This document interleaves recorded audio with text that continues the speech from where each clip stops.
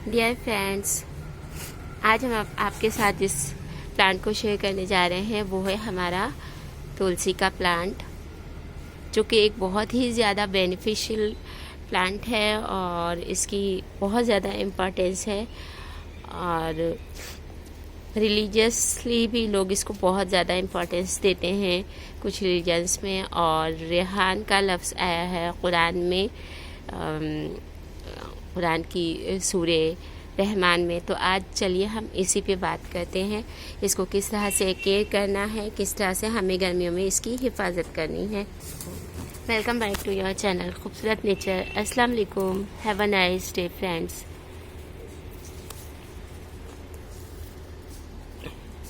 Friends, तुलसी का plant एक हर्बल और मेडिसिनल प्लांट भी है और इसकी खुशबू भीनी भीनी खुशबू से हमारा गार्डन जिस तरफ ये रखा होता है वो कॉर्नर महकता रहता है।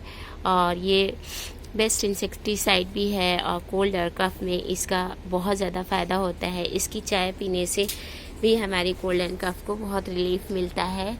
नज़ला ज़ुकाम खांसी वगैरह में इसका जो शांदा बना के पीते हैं तो बहुत ज़्यादा बेनिफिशियल होता है। अब फ्रेंड्स, इसको हम बात कर लेते हैं कि हमें इसको किस तरह से ग्रो करना है। मेरा ये प्लांट देखिए कितना अच्छा है और कितना बड़ा हो चुका है। और आप देख सकते हैं कि इतनी गर्मी के बावजूद इसमें कितनी अच्छी ग्रीन ग्रीन लीव्स आ रही हैं। तो इसकी वजह यही है कि हम इसको थोड़ी थोड़ी सी केयर करते रहते हैं हमेशा, क्योंकि अब फ्रेंड्स गर्मी का मौसम बहुत तेज़ हो चुका है और ये 30 डिग्री से ऊपर जब टेम्परेचर जाने लगता है तो इसकी पत्तियां सूखने लगती हैं। तो अब हमें देखिए कि इसके ऊपर क्या क्या काम करना है। फ्रेंड्स, इसके ऊपर जो सीड्स आते हैं ना, मंजूरी कहते हैं इसको। ये देखिए, ये भी एक तुलसी है और एक तुलसी इधर है, इसको बेजिल कहते हैं। और दोनों के सीड्स में देखिए कितना फ़र्क है। ये इसके सीड्स इस तरह के होते हैं और जो नॉर्मल तुलसी होती है उसके सीड्स ये हैं। तो दोनों में थोड़ा सा फ़र्क होता है और दोनों की खुशबू में भी फ़र्क होता है। तो फ्रेंड्स, इसके ऊपर जैसे ही ये मंजूरी आने लगती है तो इसको हमें हटा लेना चाहिए। इन्हीं सीड्स से नए प्लांट्स भी ग्रो होते हैं। और अगर फ्रेंड्स, अगर हम इनको ना हटाएं तो पौधा जो होता है वो अपनी सारी ताकत इन्हीं की ग्रोथ में लगा देता है और फिर उसके बाद जो है धीरे धीरे करके हमारा पौधा सूखने लगता है। तो इसको टाइम टू टाइम हटाते रहना पड़ता है, तो इससे इसकी ग्रोथ अच्छी रहती है।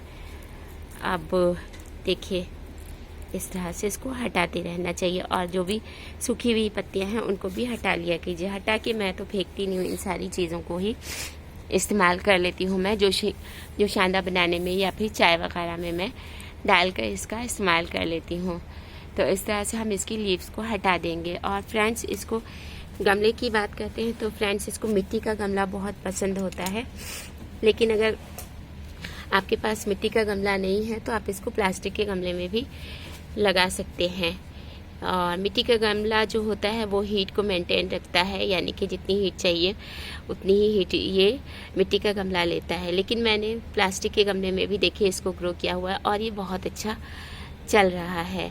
अब देखते हैं फ्रेंड्स कि इसकी जो पॉट होता है उसकी टाइम टू टाइम हमें गुड़ाई करते रहना चाहिए। इसकी सीड्स को मैं हटा लूँगी, सेव कर लूँगी और या तो इसका इस्तेमाल कर लूँगी चाय या जो शांदे में, या फिर फ्रेंड्स उसको सेव करके रखने से ये होता है कि हम इसको अगले टाइम पे फिर अगर आपके पास प्लांट ना हो, सूख जाए या किसी को ज़रूरत हो तो आप उसको दे दें तो बहुत अच्छी तरीके से ये ग्रो कर जाता है। तो बहुत आसान होता है इसको ग्रो करना। ये सारे जो इसके अंदर फालतू की बीड्स निकल आती हैं, इनको सबको आप हटा लिया कीजिए। टाइम टू टाइम ये सब काम करते रहना पड़ता है हमें। तो इस तरह से हम इसकी अच्छी तरह गुड़ाई भी कर लेंगे। और ये देखिए, ये भी एक फालतू का ग्रास टाइप का ये प्लांट होता है, छोटे छोटे से फूल निकलते हैं जो कि इतने कोई ख़ास नहीं होते हैं, इसको भी हम निकाल लेंगे। देखिए, ये सीड गिरने से ये नए नए प्लांट्स इसके अंदर निकल रहे हैं। ये देखिए, ये सब बेजिल है। तो अब हमने देखिए इसकी मंजूरी इसको भी हटा लिया है और जो बाकी रह गए उनको भी मैं हटा लूँगी। तो ये बहुत तेज़ी से ग्रो होती है, तो इसलिए 15 दिन में एक बार इसकी ज़रूर कटाई छटाई कर लेनी चाहिए। फिर वो करने के बाद हमने फ्रेंड्स इसकी गुड़ाई कर ली है इसके पॉट की। अब फ्रेंड्स अब हम देखेंगे कि इसको हम फर्टिलाइज़र क्या देंगे। मैं इसके अंदर जो है बदल बदल के फर्टिलाइज़र देती रहती हूँ। अभी देखिए ये खीरे का छिलका है, इसको मैंने भिगो के रख लिया था। और भी कोई हरी सब्ज़ी का छिलका तो आप उसको भी यूज़ कर सकते हैं। अब फ्रेंड्स गर्मी बहुत लगती है हमारे तुलसी के पौधे को, इसलिए जो है हम इसमें ठंडी फर्टिलाइज़र को ऐड कर रहे हैं। खीरा ठंडा होता है, उसके छिलके भी ठंडे होते हैं, उसको फेंका मत कीजिए, आप इस तरह से भिगो के रख लीजिए। ओवरनाइट भिगोया हुआ था, बल्कि कल दोपहर से भिगो के रखा था और अब सुबह हो चुकी है। तो हम इसी के पानी को धीरे धीरे करके इसमें डाल देंगे। और फ्रेंड्स एक बात का ख्याल रखना है कि तुलसी का जो पॉट होता है उसको हमेशा मॉइस्ट रखना है, क्योंकि गर्मी से ये फिर पौधा हमारा सूखने लगता है। और इसको आप डायरेक्ट सनलाइट में मत रखिए, बल्कि किसी ऐसी जगह रखिए जहाँ पे इसको ब्राइट सनलाइट मिलती रहे, वरना तेज़ धूप से ये सूख जाता है पौधा और हम समझ नहीं पाते कि ये क्या हो गया।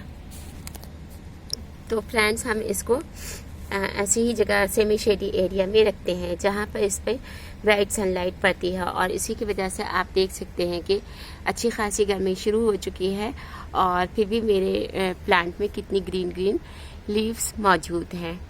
तो ये थी फ्रेंड्स आज की हमारी वीडियो। अगर वीडियो पसंद आई हो तो लाइक और शेयर करके ज़रूर अपने कमेंट्स में हमें बताइएगा कि आपको आज की वीडियो कैसी लगी।